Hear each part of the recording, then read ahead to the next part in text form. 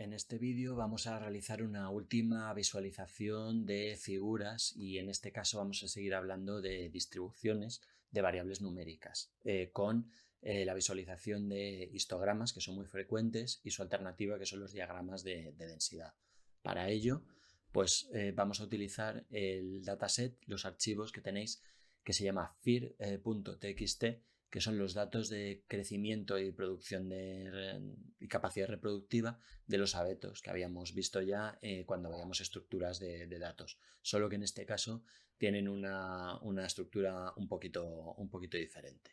Vamos entonces lo primero de todo a cargar nuestro archivo fir, almacenándolo en el objeto fir. Le voy a decir que me lo cargue con la función read.table y le voy a avisar de que tiene un cabecero.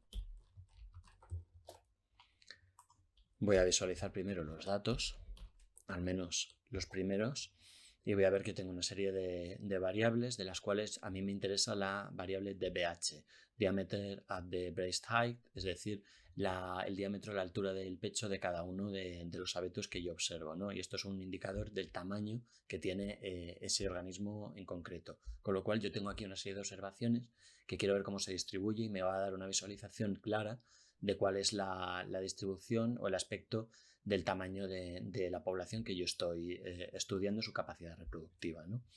Para hacer un histograma simplemente tengo que ir a la función hist y, como en el caso de boxplot, pues simplemente especificarle qué columna o variable estoy intentando visualizar. Con lo cual yo me voy a ir a fir dbh y voy a ver pues mi primer histograma, donde veo que efectivamente me saca una frecuencia numérica de mis observaciones de la variable dBH clasificados por el tamaño, ¿no? Por clases de tamaño, del 5 al 6, del 6 al 7, etcétera, etcétera, viendo pues que efectivamente hay una variable intermedia, una clase intermedia que tiene mucha más frecuencia que las demás. Generalmente, para que los histogramas sean útiles, yo tengo un parámetro muy concreto que especificar, que es cuán grandes o estrechos tienen que ser estas clases numéricas que yo le he definido aquí. A lo mejor yo quiero unos histogramas donde las clases contengan más observaciones o menos, en función de lo que yo quiero visualizar o cómo sea la estructura de mis datos. Y esto se va a controlar con la función breaks. Si yo repito esta operación pero especifico breaks, simplemente le estoy diciendo el número de clases de edad que yo quiero tener aquí. En este caso tengo alrededor de 14 o 15 y tengo pues esta distribución de esta manera obtenida, ¿no? Si yo, por ejemplo, aquí le digo 10, voy a obtener unas clases de edad que concentran muchas más observaciones. A veces puede ser útil, a veces no, pero vamos a ver cuál es el resultado. Y aquí efectivamente pues tengo una simplificación de mi histograma con menos clases de edad porque contienen más observaciones y clases de edad pues que comprenden una serie de valores mucho más grandes. Esta es una de las cosas que tenemos que poder controlar cuando personalizamos nuestros gráficos. Voy a aprovechar entonces este video tutorial para introducir algunos otros controles de parámetros que pueden ser útiles, ¿no? Si yo repito esta operación nuevamente y le digo, pues bueno, pues en este caso además vamos a decirle pues breaks igual a 8, por ejemplo, y luego en líneas separadas, esto no es necesariamente así, pero creo que visualmente queda mejor, puedo especificarle pues nuevamente un título, ¿no? Histograma de abetos, una etiqueta para mi eje de las X que sea pues diámetro, la de las Y pues aunque sale frecuencia por defecto pues lo voy a cambiar al castellano, frecuencia, y ahora voy a cambiar por ejemplo el color con col del interior de estas barras, ¿no? Le voy a decir que sea pues por ejemplo brown.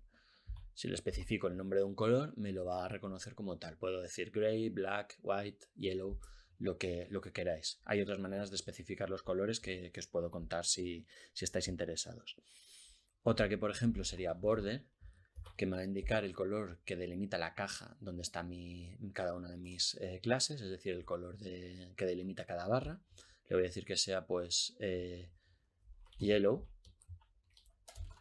Y una también que tiene cierta importancia, que es xlim, que me va a indicar el límite de las observaciones que yo quiero que contenga mi histograma. A lo mejor estos datos extremos no me interesan tanto y yo lo que quiero es quedarme con solamente una observación de los valores centrales y que mi figura me lo excluya. Con lo cual yo aquí le puedo decir que xlim sea igual a un vector con dos valores. El valor inferior, al cual yo quiero que me limite los datos, y el valor superior, al cual quiero que me aparezcan los datos. Le voy a decir, por ejemplo, que sean 6 y 12. Vamos a ver cómo cambia mi histograma entonces con esto.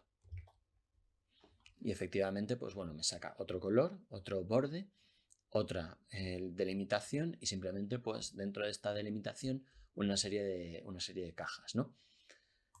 Finalmente, hay una alternativa a los histogramas que mantienen estas clases discretas donde clasifican las observaciones para luego dibujarte la frecuencia, que son los diagramas de densidad, que intentan obviar esta clasificación discreta por clases, porque muchas veces vamos a tener datos decimales por aquí que queremos visualizar con un poquito más de precisión.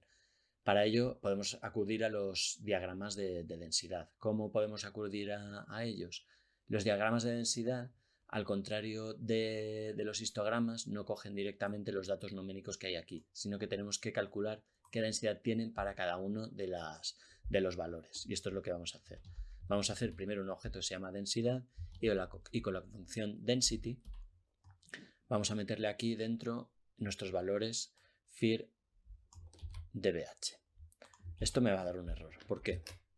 Porque tenemos missing values. Hay datos que están vacíos dentro de mis datos. Con lo cual, primero, antes de realizar esto, vamos a decirle que densidad sean pues, mis datos de fir dbh, pero con la función naomit voy a quitarme todas aquellas filas donde no haya datos. Ahora sí, sobrescribo mi archivo densidad.